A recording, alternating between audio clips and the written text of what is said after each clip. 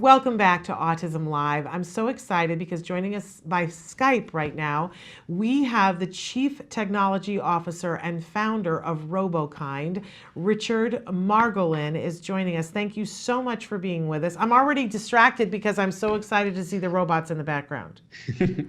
Well, I'm happy to hear that. I wanted to make sure that we had Milo here, and also that I got to start showing off some of the new robots we kind of have out, as well as have in process. I gotta say, you have like one of the coolest jobs in the world. So you're hanging out with robots all day. My kid would lose his mind. A lot of our kids would. And I have met Milo before, and I was just saying to you that Milo, he is so realistic to me. He breaks my heart. And I interviewed Milo once in person, and I look back on the interview. It's not my finest interview because I kept sticking the microphone in his face because he was so real to me, and it wasn't the best place to stick the microphone. But he makes all these facial expressions, and when he cries, it hurts my feelings. Well, I'm happy to hear that, honestly, because we've worked really hard to get amazing facial expressions and amazing just emotion into Milo.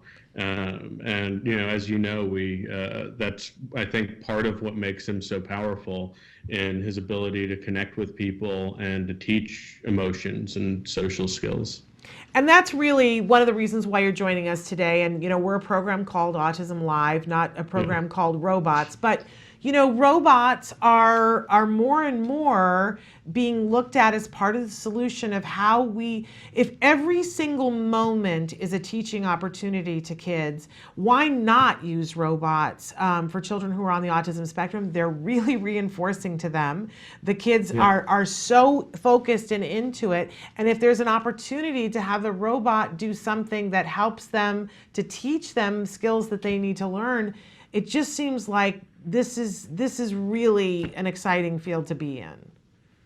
Yeah, it's really exciting. One of the things we've really been able to see is that kids with autism really connect with robots, and they connect with them quickly. And so when they're working with Milo, they're able to kind of make connections. They treat him, he's both a teacher and a friend, and they're able to learn things really quickly from him. And as I'm sure you know, a lot of our Milos all over the country are in public schools, where a lot of kids don't necessarily have great access to therapy and resources and things like that. So for a lot of cases with the students we're working with, it's just access to resources that they wouldn't have otherwise.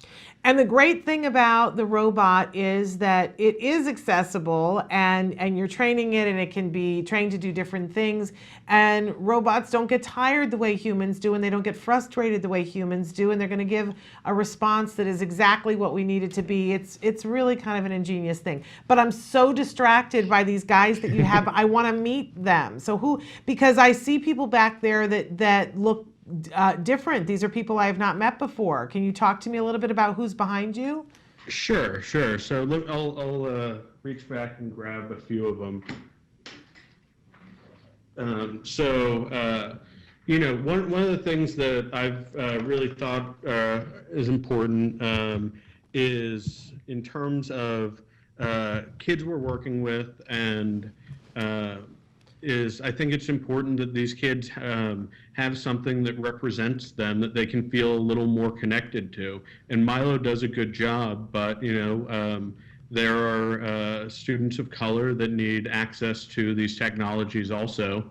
And so we thought it was really important to start kind of giving Milo multiple skin tones and things like that. And so this is also Milo.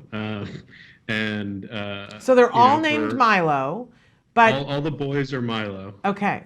Oh, do we have girls now too? I've got one I'll show you. It's literally the first prototype. I'm hoping to get her into full production by the summer. And so we'll actually start having girl robots out in the real world. Oh, Let me grab wow. her. Okay. Yeah. But I love that. I love that you're thinking in that way, because kids need to see all kinds of different people.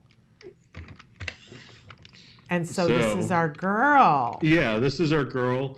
I think there are going to be a few more changes to her hair. You can see she has a She's got a ponytail. ponytail. I Yeah. like it.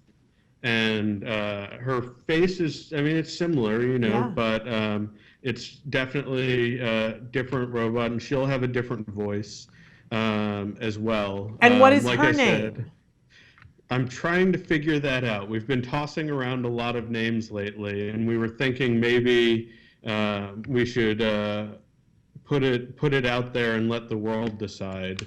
Maybe your viewers can help us with that. All right. So Uh, we're going to ask people yeah. but how did you come up with the name Milo? Was there some particular meaning to that? Milo was also picked via our customers and the students. We put out about 10 names for a vote, and Milo won. And I mean, that was years ago, so Milo just feels right now. Yeah. I don't even think about it. She's But beautiful, though. What a fun thank you. thing. Thank you. You're going to be, I think, the first. Your show is going to be the first public showing of her. Um, Wow. yeah. Amazing. Well, that's a thrill and an honor, honestly. So maybe you could take just a couple of minutes to talk with us about how this began for you. Why did you want to work with robots, and at what moment did you say, okay, this is a vehicle for autism? Yeah. So before I started Robokind, I was actually engineering director for another robotics company where we built facially expressive robots that were human scale. And a lot of our customers were research groups at different universities. And they were doing some autism research with those bigger, much more expensive robots. And people were doing other research with other people's robots as well. And it was, there was a lot of evidence that showed that people with autism can really engage with robots really well, sometimes in ways they can't, especially if they haven't taken to therapy very well yet with therapists, other people. And so it was starting to be clear that robots could be a really good teaching aid and kind of delivery method for this type of curriculum. But those robots that we were building then were millions of dollars, and there was no formal curriculum with it. There was no anything. So there was evidence and that it could work, but it wasn't affordable, and no one was kind of turning it into a product.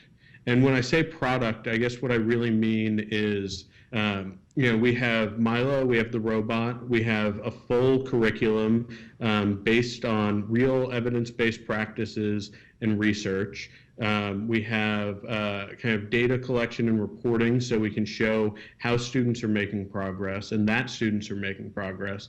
And then we have teacher training so that when Milo goes into a classroom to work with a lot of students, we can train the teachers that are going to be using him very quickly. And so I wanted to make sure that when we put this all together, it was something that could really be used in the real world and wasn't just a neat idea.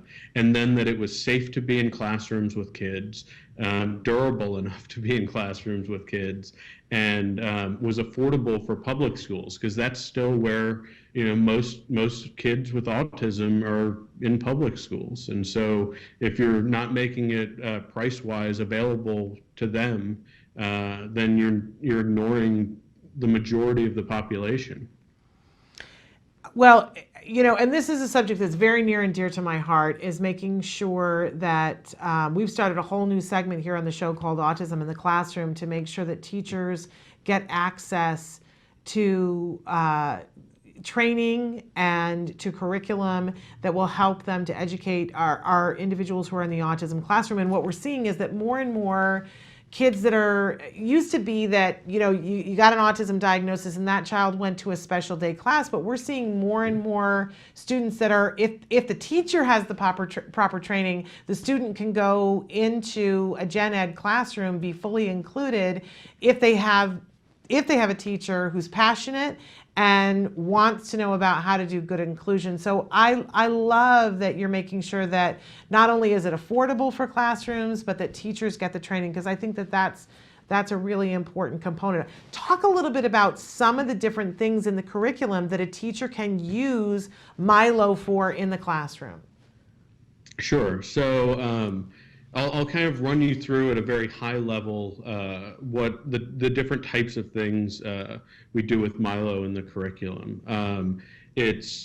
We start basically after kind of some games and kind of activities to get used to Milo. The first set of lessons is calm down techniques. And so we've been honestly astonished by how quickly kids that have a lot of meltdowns and frequent meltdowns really are able to start listening to Milo and start practicing the techniques even after their first session with Milo. And we've had reports from teachers and principals that kids who basically, because of frequent meltdowns, weren't able to be in gen ed classes, were able to, in a few weeks to a couple months, kind of use these calm down techniques, get their emotions more under control, and able to start being in real classrooms again, and gen ed classrooms again.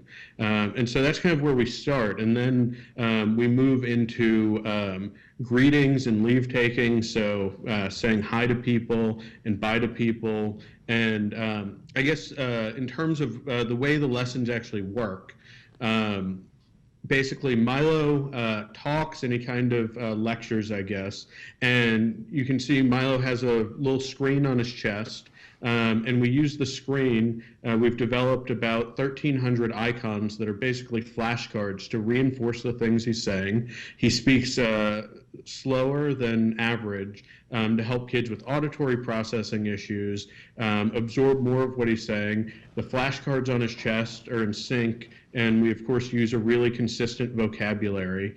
So it's kind of learning reinforcement, and we explain things like how to say hi to someone, right? So you look, smile, and say hi. And that's kind of the intro to greetings module, right? And then, because Milo is but one person, we've also then filmed, at this point, I believe it's close to 1,300 videos of kids interacting with each other and showing examples of this. So we do video modeling.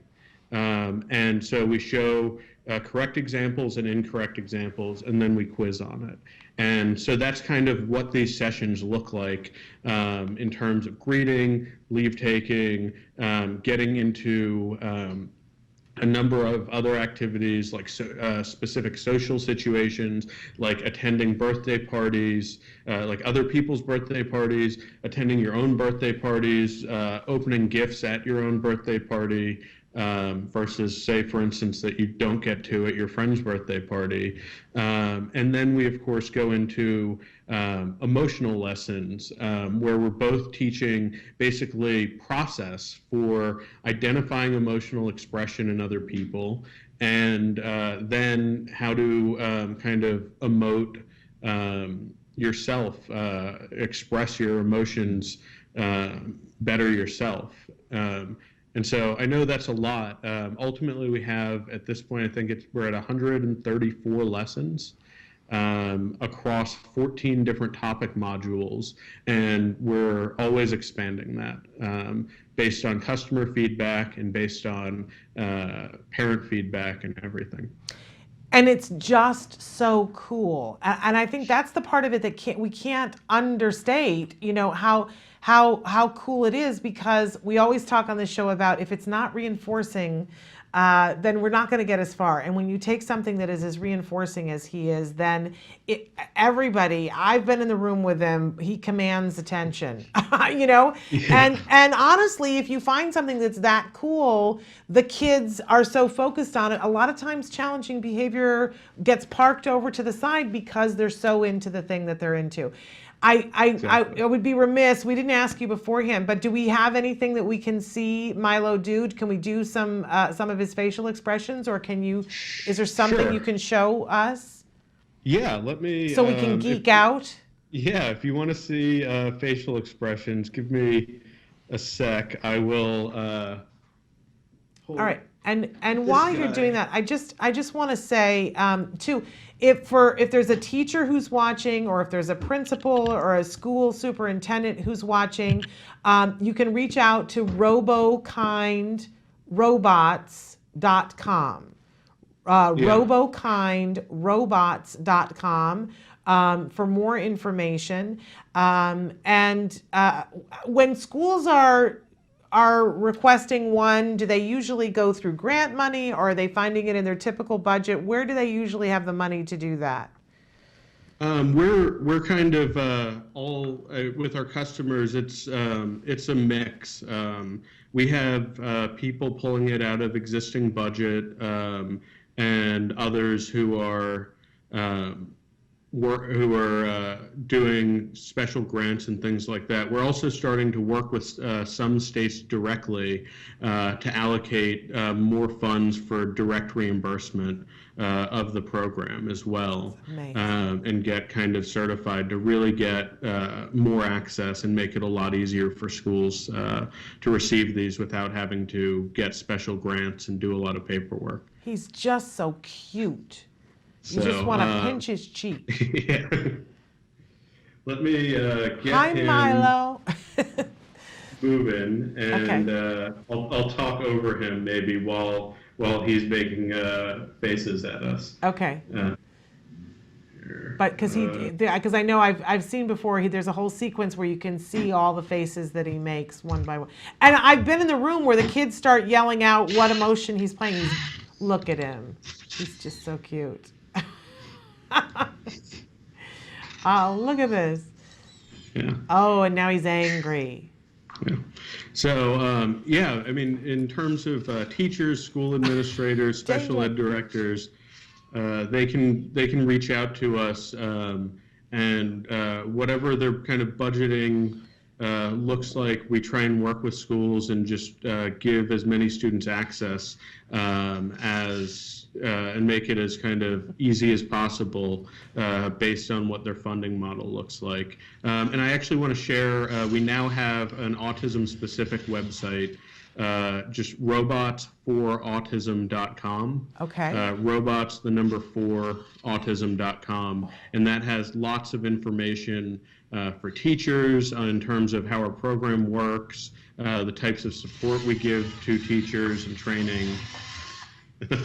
I love it. I know he's stealing the show from me. He is, but I'm glad you're giving all this good information. If we had a close-up on my face and my producer's face, you'd all be laughing hysterically because we're just eating him up with a spoon. But anyway, you were saying. Yeah. So, yeah, teachers can reach out to us at robots4autism.com, and we're actually that website's pretty good right now. In the next couple days, we're actually relaunching the website to make it even easier to find the information you're looking for, and we're trying to do more sharing of individual success stories in classrooms and things like that, so that we're not just telling you that it's good. You can actually hear it from teachers and parents and see how students are benefiting directly. And the types of progress we make with kids is just beyond anything I ever hoped for when we started this company. We have lots of kids who have been in therapy, like traditional therapy, for years and made very little progress because they can't engage with their therapist, basically, is the real issue. It's not anything about a problem with the therapist specifically. They just, because of their deficits, basically, they they have trouble engaging with their therapist or their teacher, and they can engage with Milo, they can learn quickly, and then they can actually start engaging with other people. So the teachers and the therapists can do even more uh, than they were able to without Milo. So Milo's really a tool that kind of is, from what we've seen, opens up a lot of these kids. So wonderful. People can reach, they can find your websites, robokindrobots.com and robotsforautism.com. Is that correct? Yeah, absolutely. And the Perfect. 4 is spelled out, FOR. Number 4. Number 4, Yes. robotsforautism.com. Okay. Yes. Well, we absolutely love what you're doing. And we're thrilled to be able to have you on the show. And I hope that I can't wait to see what everybody decides to name your girl robot. Awesome. Yeah, me too. And I can't wait Thanks for having me. to see more. And we thank you so much for being with us.